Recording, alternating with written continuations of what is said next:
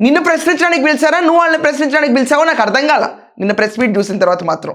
Understood you are once a ruling party, understood 10 ఏళ్ల పాలన పోయిన తర్వాత పవర్ లేకుండా కూర్చోవడం కష్టమే, అండర్స్టూడ్. కానీ ప్రజలకి వాళ్ళకు ఒక ఇంట్రెస్ట్ ఉంటుంది. You have no right to enter someone's privacy zone. So అలాంటి అక్యూజన్ ఫేస్ చేసేటప్పుడు కొంచెం సృజనాత్మకంగా వెళ్ళాలి, ఇక్కడ సాఫ్ట్గా సటిల్గా వెళ్ళాలి. అవేం వెళ్ళకుండా నేను సిట్టి ప్రశ్నించానంటే చూసే వాళ్ళకి నవ్వు వస్తుంది. సో అలాంటి స్టేట్మెంట్స్ చేసుకుంటూ నిన్న ఆయన ప్రెస్ మీట్ స్టార్ట్ చేశారు. నేను ప్రశ్నించాను, నాకు ఒక లిస్ట్ ఇచ్చారు, ఈ పేర్లు తెలుసా అని. ఏందా ఇదంతా, నాకు అసలు ఏం తెలియదు అన్నాను. నేను ఎక్కువసేపు వాళ్ళని ఇబ్బంది పెట్టానన్న రీతిలో ఆ ప్రెస్ మీట్ ఉంది. ఎనీవేస్ అవన్నీ నాకు పక్కన పెడితే మీకు ఒక స్లైడ్ వస్తుంది చూడండి. రీజనల్ పార్టీస్గా ఉన్న పొలిటికల్ పార్టీస్ వాళ్ళకున్న ఎలక్ట్రల్ బాండ్స్లో ఎవరెవరి పొజిషన్లో ఒకసారి చూడండి.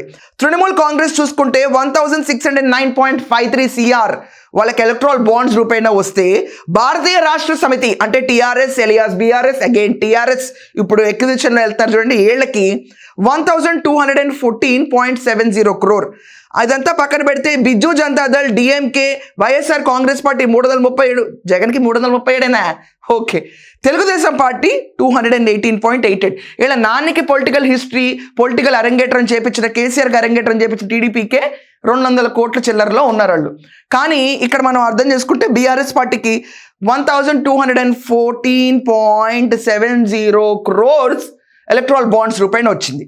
సో ఇప్పుడు ఈ ఎలక్ట్రల్ బాండ్స్ వీళ్ళ పార్టీకి ఇంత గణంకాలో ఎలా వచ్చినాయి?